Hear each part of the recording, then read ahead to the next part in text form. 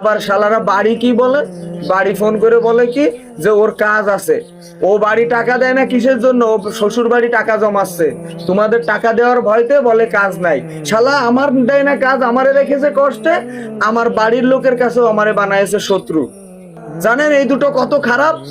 যখন আমার আর কোনো রাস্তা নেই, যখন আমি থাকার জায়গা পাইনি, আমি খাওয়ার কিছু পাইনি, আমার পরিচিত কেউ নেই, তখন আমি মক্কায় গিয়ে 1 সপ্তাহ মসজিদের বারান্দায় ঘুমাইছি, 1 সপ্তাহ সরকারি খাবার খাইছি দিনে একবার করে। লাস্টে হাতের মোবাইলটা বিক্রি করে দিয়ে দালালকে টাকা দিয়ে পুলিশের কাছে ধরা দিয়ে 7 দিন জেল খেটে বাংলাদেশে আইছি। জানেন আমার কি অবস্থা? আর এরা আজকে আপনাদেরকে বুঝাচ্ছে বিদেশ যাওয়ার জন্য। এদের দুটোরে তো আমি এখন এইরকম সাইজ করা করব যেটা বাংলাদেশের দালালরা যেন ভয় পায় এটা দেখে। আমারও তো মনে হচ্ছিল এই দুটো পাক্কা দালাল।